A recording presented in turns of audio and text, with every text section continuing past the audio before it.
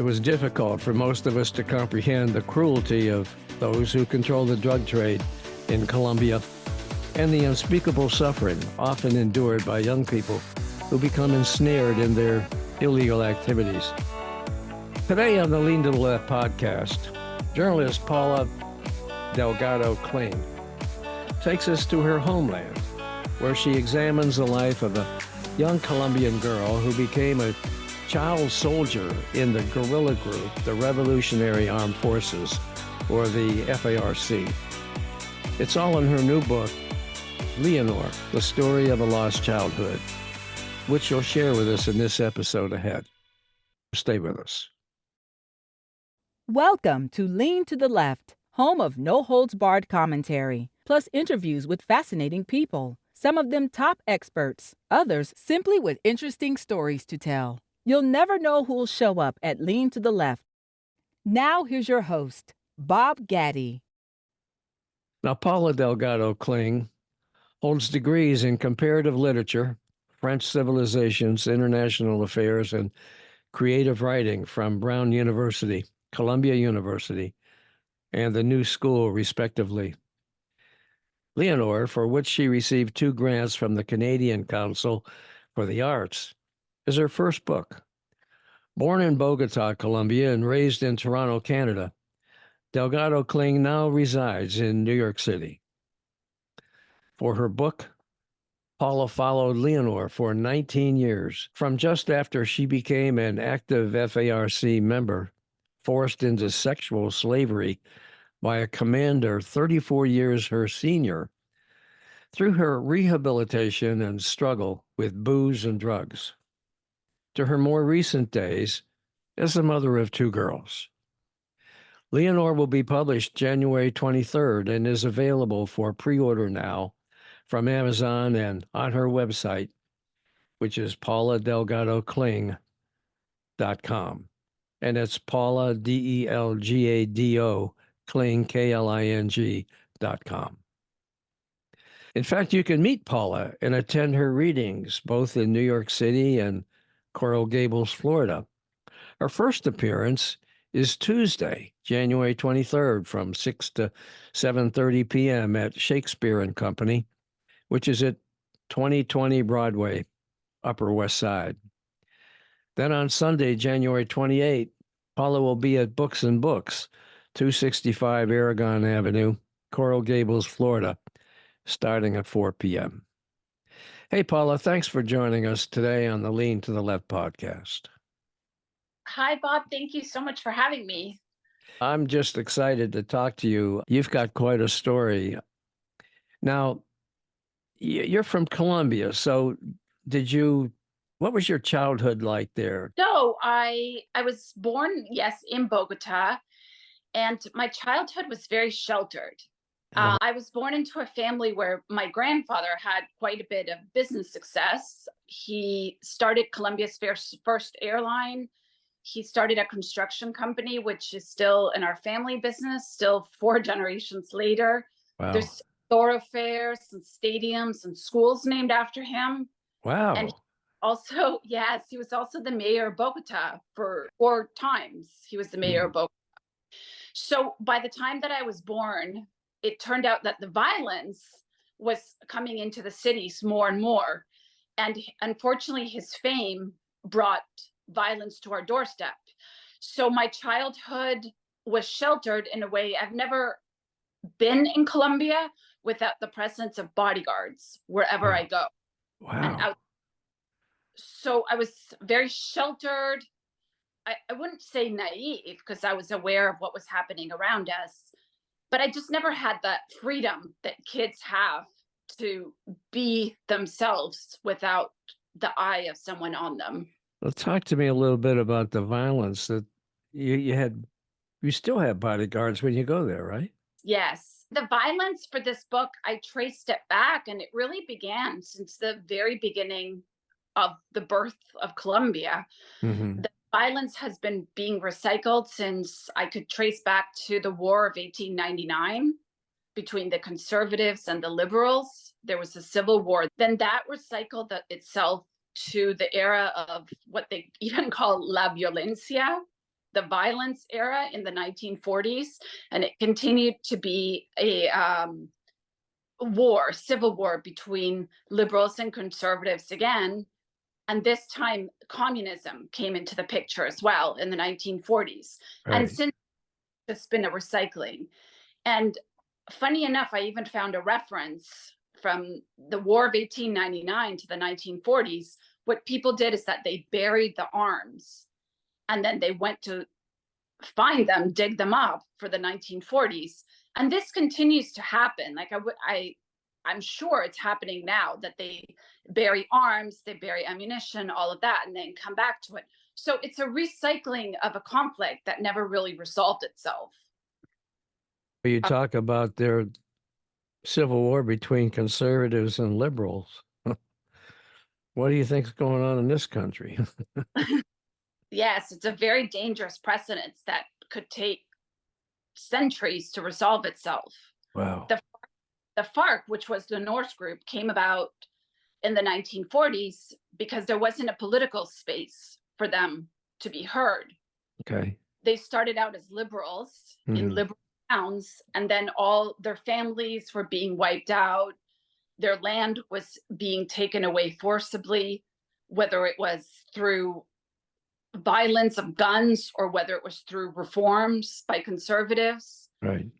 And then from that, they grew into a huge drug gang.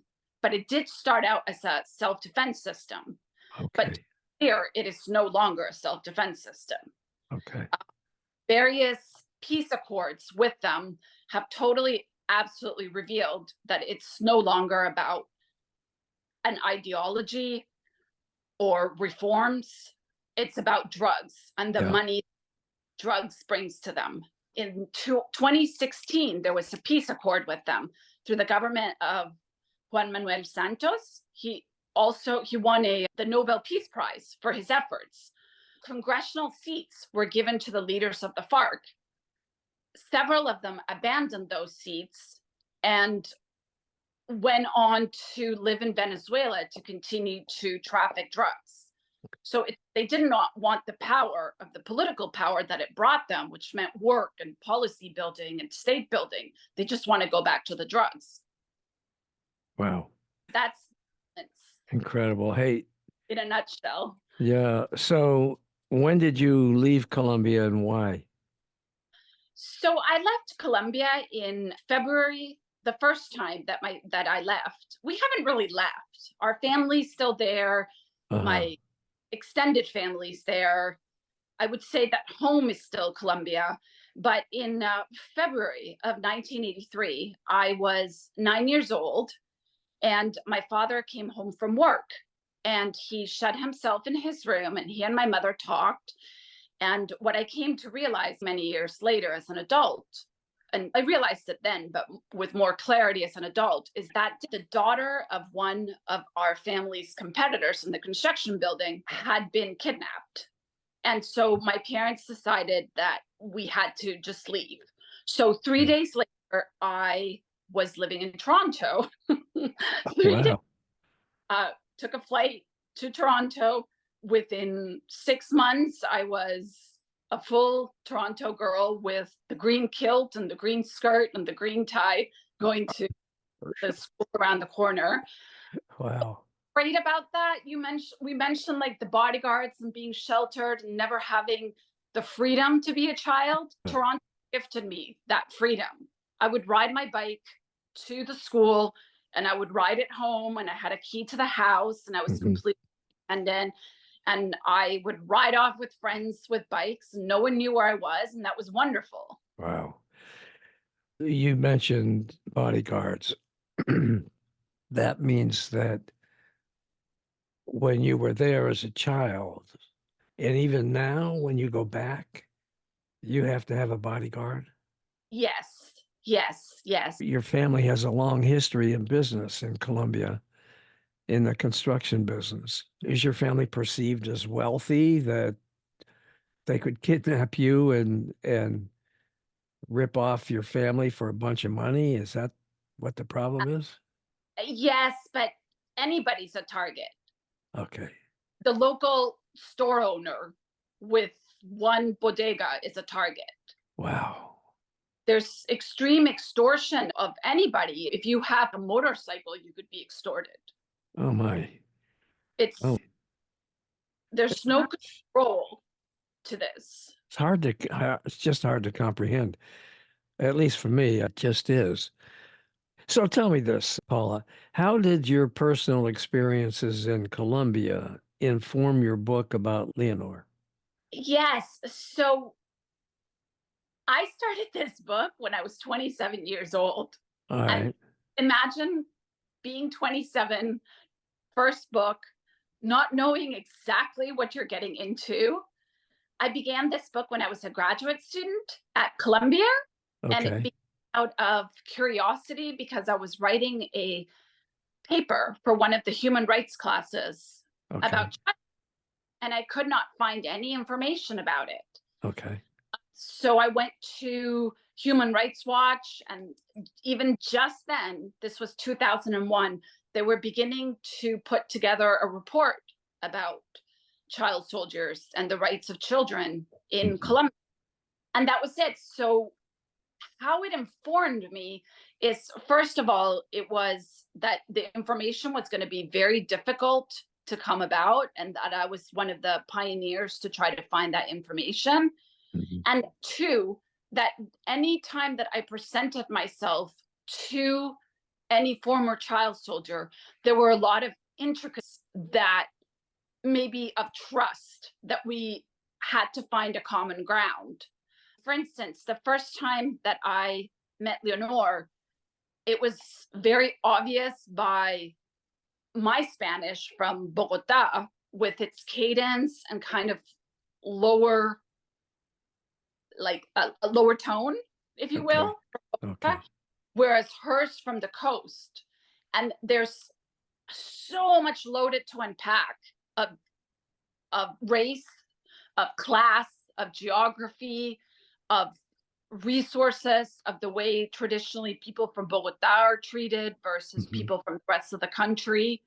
Offhand, I already knew that I'd have to unpack a lot of that in Mm. order to get at a truth of what it was that she was telling me.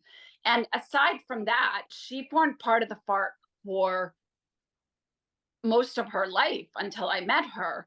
And she had been conditioned to think that anybody who's outside the group is, she even said it, the enemy.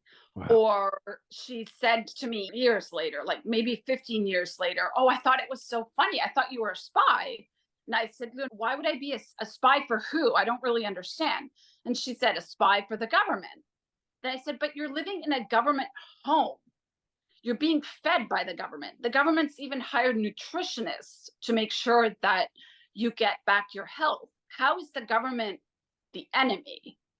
And she said, you're right, but I was conditioned at that moment to think that anybody that was not part of the group was a spy or the enemy, and that I couldn't reveal information. And she also said, and she made clear, and I knew this going forward from the conversations with social workers, is that she did not even know her entire truth when I began this project in 2001, when I first met her, because she was suffering through so much post-traumatic stress disorder that you could ask her, did you know about how they move drugs? And she would say, but it's not that she didn't know, she'd seen it. It was in her mind. It's just she didn't have the words to tell me what it was at that moment. Then when I asked her, your family was from here, but how did you get to here and why?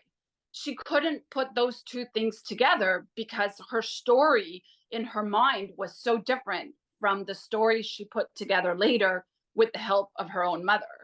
Okay. So where did you meet her?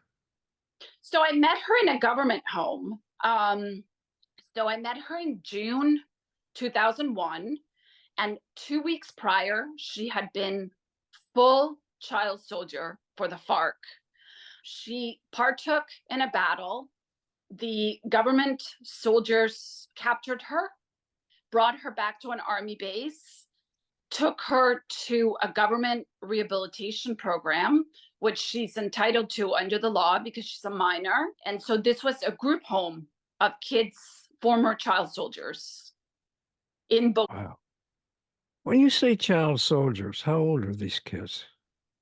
So Leonor was 17 when I Okay. met her, when she left the FARC, Okay. back and forth from the group as early as 9 years old. Uh-huh. Because what happens is that they start slowly to build up confidence, or not confidence, but like trust with the group. Mhm. For instance, in Leonor's case, her family couldn't provide steady food for her. She had a lot of issues with her mother that led to domestic abuse and fights, and her mother kicking her out of the house. So she would find refuge in the group. Okay. And in a lot of these areas, the group is the boyfriend, the brother, the uncle. These are their areas. Okay. The group is considered employment to them. Okay. And this all centers around drugs, right? Yes, drugs and violence, but I would even say that it's a lifestyle, a form of life, a business. Like sometimes when we think of certain cities, say Detroit used to be known for the car industry, correct? Yeah. It's the same like that. Okay. Okay. There's so much around keeping the group. For instance, there's the logistics of getting food to the mountains to them, and who Mhm. finds the food. There's the logistics of the arms and the ammunition, and who provides that. There are the drug runners, there's the messengers, a whole infrastructure that they built around themselves, because it's almost become an industry that provides employment to the drug towns. There's something that struck me when I first began this book, when I was still a graduate student at Colombia, is Mhm. that I met with a peace commissioner for the Pastrana government. His name is Victor G. Ricardo. And he said to me, Paula, there's something so strange that I was in this town and I was having a soda, and that maybe was the last soda that was in that town. There wasn't anything that groceries came to that town, that there was water, that there was bottled water, that there was anything. But sitting at a table nearby were a group of women, and had bottles, and inside were leaves. So he asked, what is that they have? And he was, oh, those women are prostitutes and they get paid in coca leaves. So they accumulate the coca leaves, and at the end of the month, they go to the nearest town and they sell the coca leaves. That's how they're able to buy their groceries, their essentials, soap, shampoo, whatever we may need. And then they come back to town and they work another month. So that's how desolate and desperate and lacking these areas are, like abandoned. Oh man, I'm telling you, that means that it's clear why it's so difficult to undo any of that, because it's just ingrained as a way of life. It being ingrained as a way of life, there's no options at all. What could have helped Leonor? What could have helped her mother? Her mother didn't have access to something as simple as birth control. So she had a child year after year, starting very young. She can barely even handle the children she has, and she keeps having generations of children.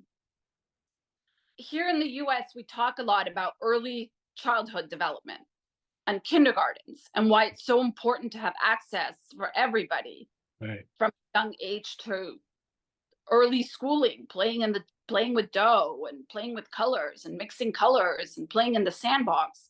There is none of that available to them. Imagine being a mother and having a child year after year, and you have to take care of them, and maybe your husband is so out there from generational poverty and generational abuse that he can't even help you with the children. Wow. Yeah, it's heartbreaking. It's from Leonor's perspective, it's a generational cycle. She was able to come back. She was able to, because she was a child soldier and because she was at a moment where the Pastrana government in 2001 was very adamant about getting children rights and protection and establishing these government homes. Mhm. She herself says she was very lucky to get some sort of schooling, therapy through the government, and a chance to live in other parts of the country that allowed her to see that there was life, that there was childhood, that there was something to look forward to, that there was a taste of, oh, I know now I don't like curry. I know now I don't like wasabi sauce. To have something else that wasn't always the same. She says, however, though, that she had no other choice but to come back to her hometown, which is Mocoa.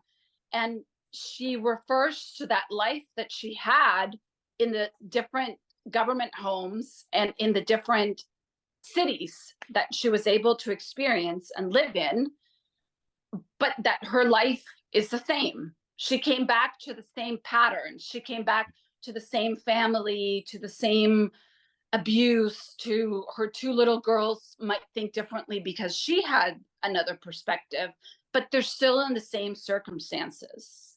Okay. So is her real name? No. You changed it for the book, right? Her name, but everything in the book is her true story. As far as I could trace, that was the true story. Sure.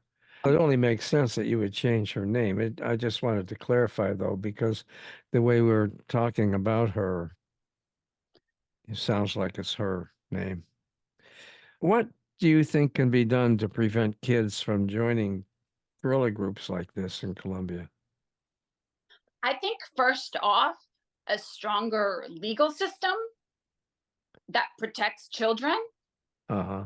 Secondly, a stronger state building, resources for them, like in the state building, in terms of, as we mentioned a moment ago, something as simple as access to birth control, and schools, career building programs, like going there and establishing an auto factory. Why not? Right. Then train Right. everybody, give them jobs. Right. Or a pineapple pickle distributor that pickles, or who knows, something like jobs, and a legal system that protects them so that they know their rights, so they don't have to carry a gun, they don't have to worry about their own protection.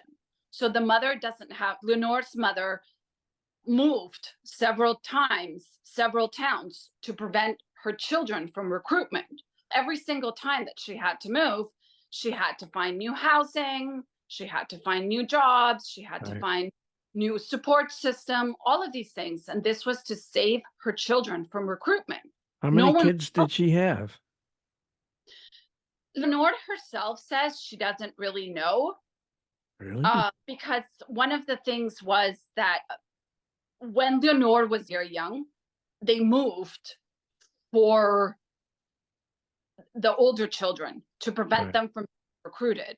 Mhm. But it happened that they were in this hamlet or young settlement in the middle of the jungle, and the FARC came along and said, I will pay you a salary if you come, teenage children.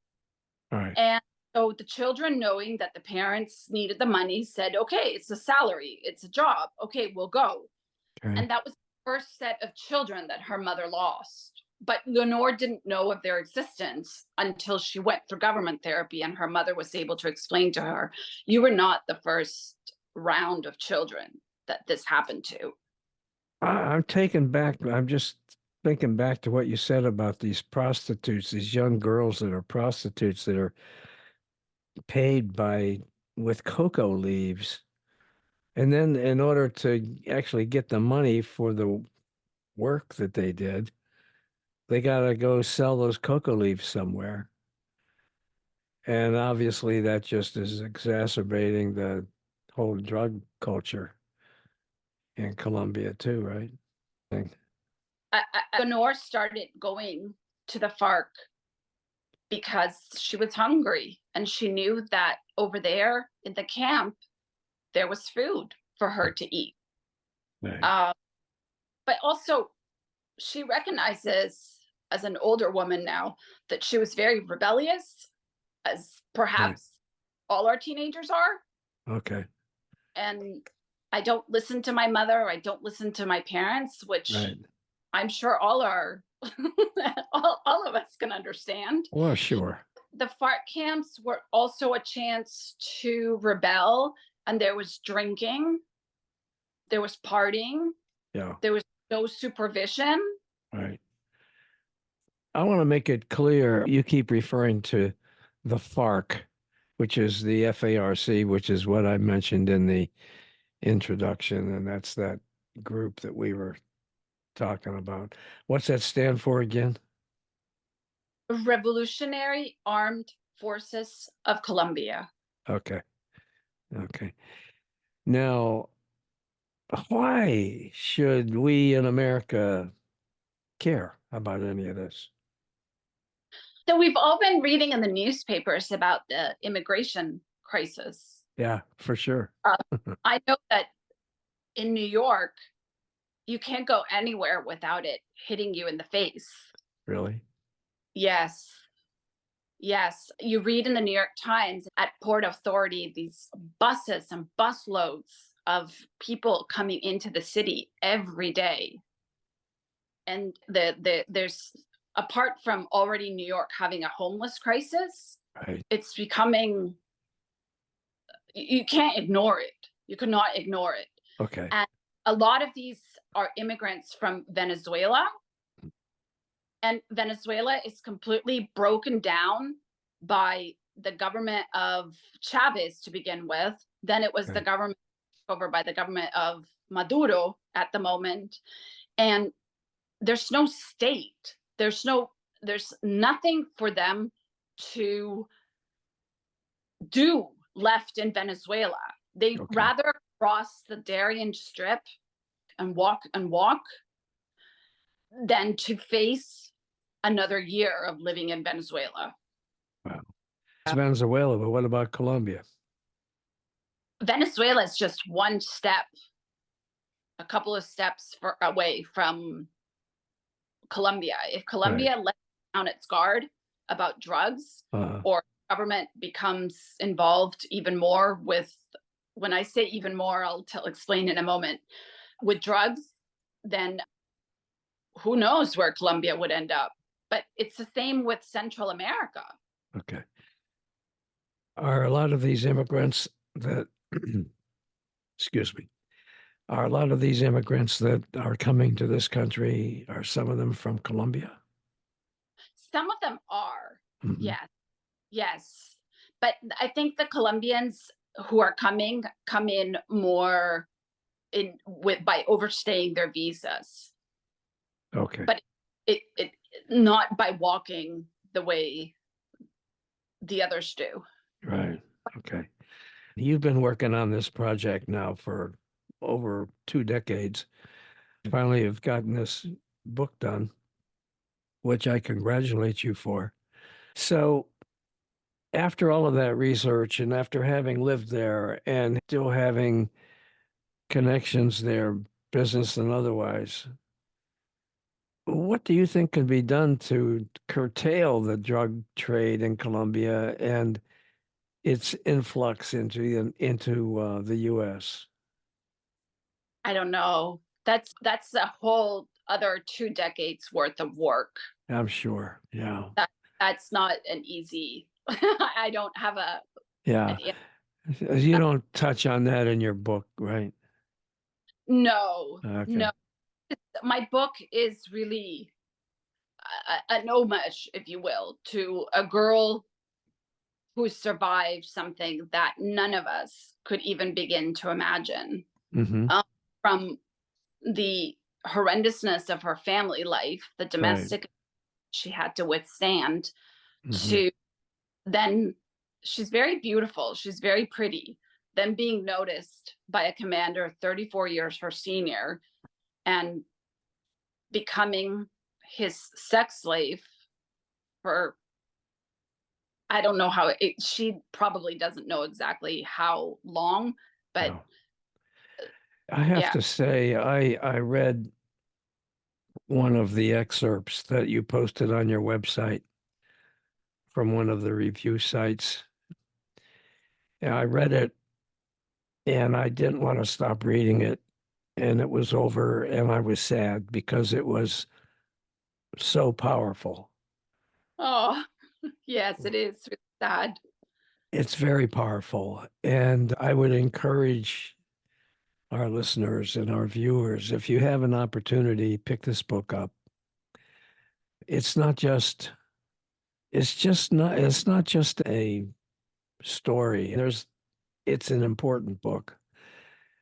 And this young girl, Leonor, it's hard to comprehend what this young woman went through and how Paula has told her story. It's beautifully done. Thank you, Bob. Yeah. It, honestly, this story, I don't know how, by the grace of the universe, I was put it together. First of all, that I was able to keep in touch with Leonor for 19 years that I did. I bet you I could try to find her again. I could. It's just giving her space. And that I was able to form some sort of kinship between the two of us, that she would trust me. And that all through this time, she continued to speak to me about what she was going through. How Of old is course, she now? so she was 17 in 2001. Okay. She tracked through the years. How old's that? Are we both bad at math? 35, something like that. Yeah. Yeah. She's the mom of two young girls. Turned her life around, sounds like. Yes and no, because with her baggage and her background Uh-huh. and the state of her emotions, Mhm. you never know what is turning her life around or what sets her off. Okay. I read some of the material that was provided to me in preparation for this podcast interview. I was confused as to whether or not you personally had experienced any serious issues growing up in Colombia. So even after we left in 1983, in 19 my older brother, after having grown up abroad, Mhm. returned to Colombia, and 6 months later he was kidnapped for 6 months. So as far as the violence touching us, that's as close to us to this moment, knock on wood, that it's come. I was in boarding school, the same boarding school that he had attended. And I received a phone call from my mom saying, oh, they took him this morning from his job. A group of men with seemingly military backgrounds came into his office. They started to check IDs. And then they said, it's this one. And they dragged him to a car. He tried to hold on to an electricity post and they rifle whipped him and hit him until they could carry him inside the car.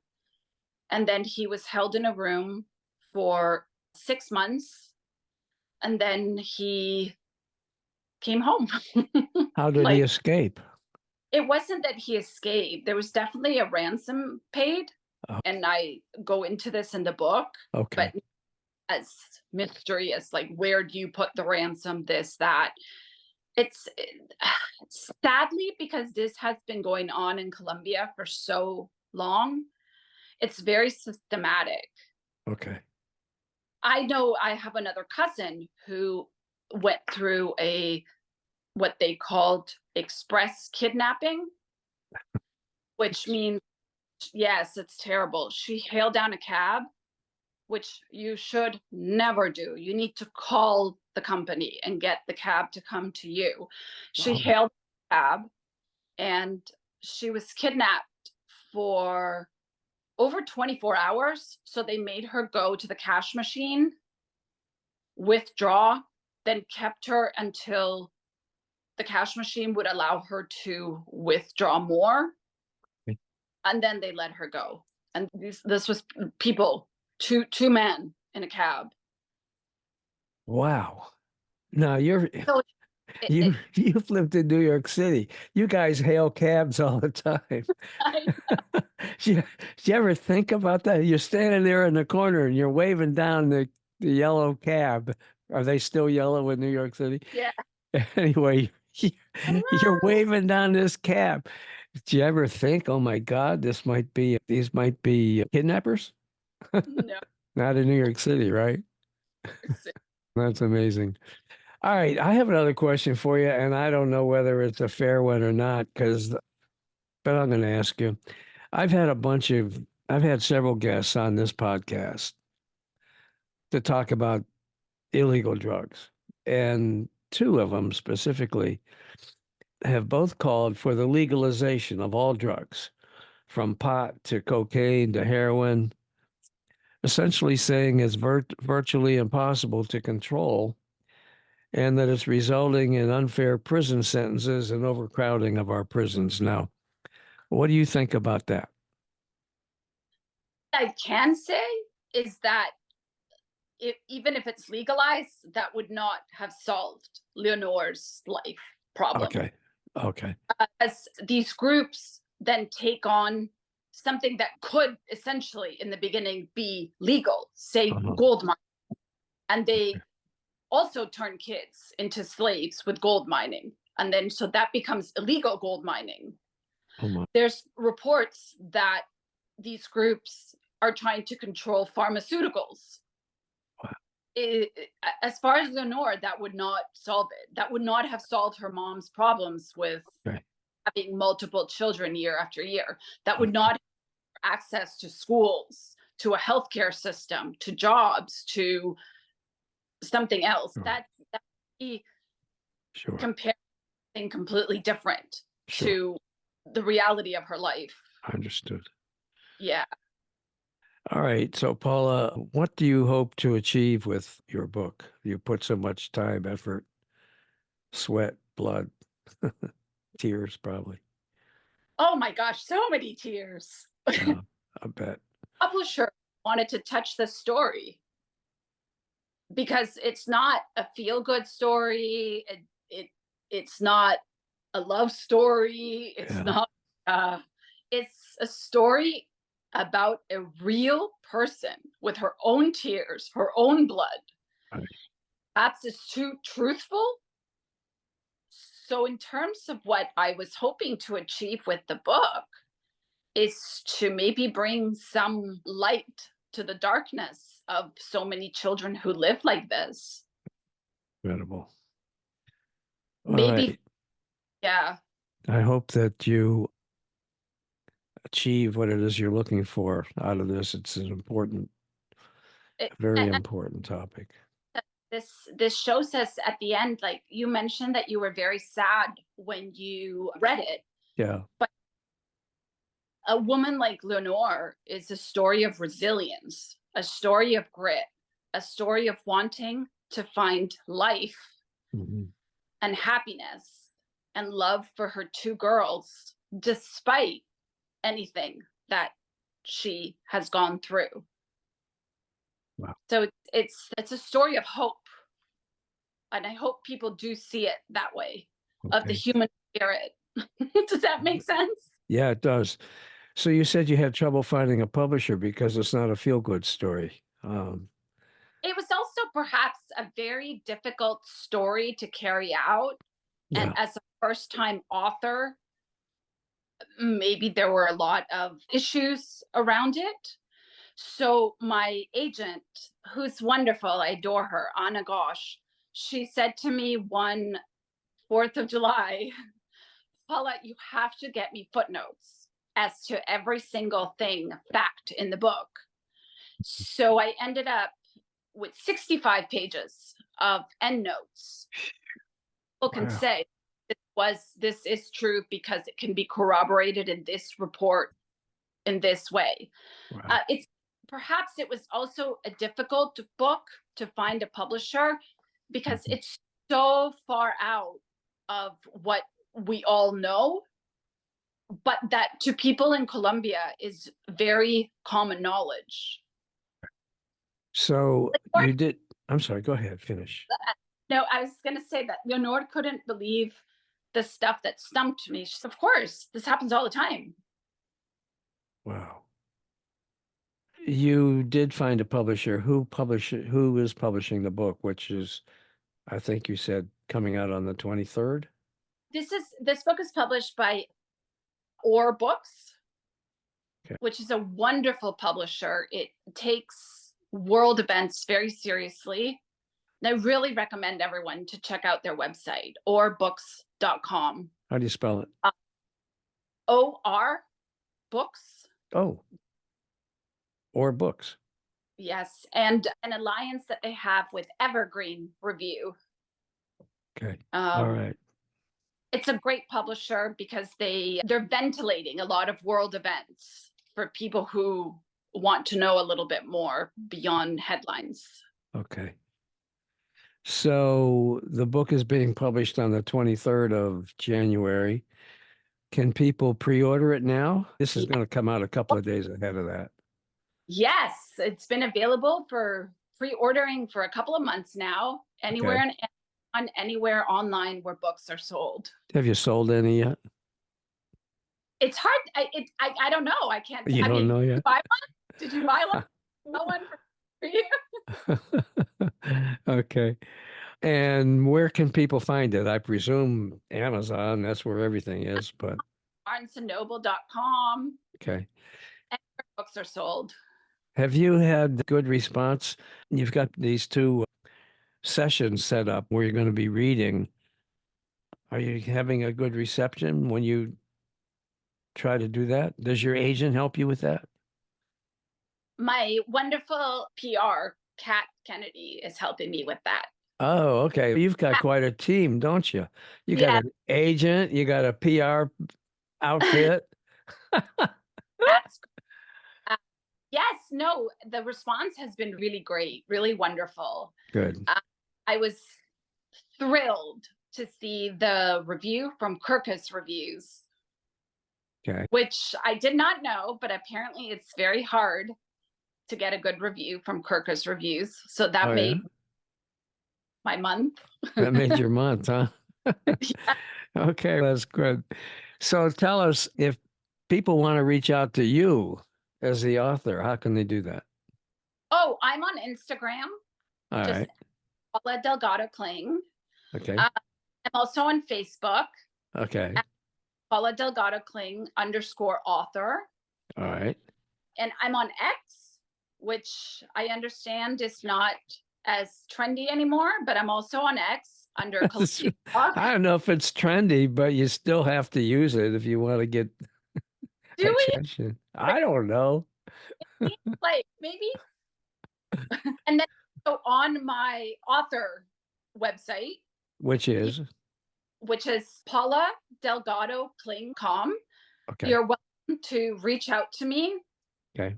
And it comes straight to me. There's no one else. It's me. Okay.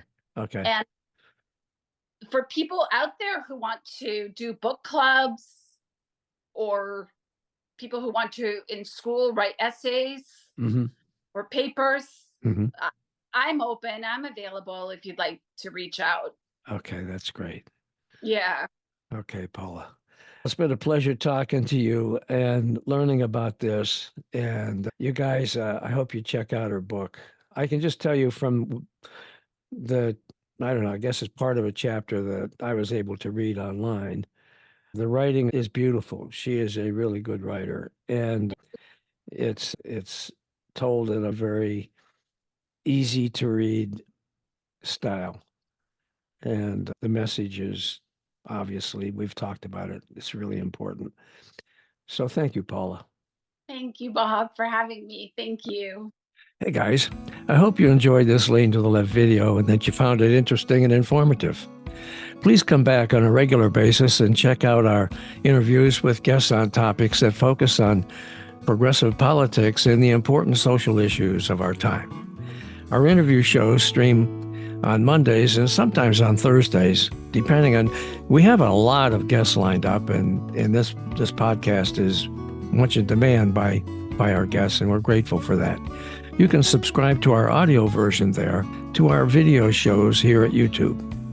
And follow us on social media, Twitter at Lean to the Left 1, Instagram at bobcaddy_Lean to the Left, and TikTok at Lean to the Left. I hope you'll support Lean to the Left too, so we can keep things going. This stuff's expensive to do. I hate to tell you that.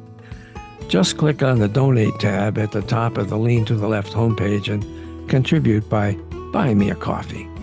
That'll really help and would be much appreciated. Now, this is Bob Gaddy signing off for Lean to the Left. Thanks for sharing your time with us.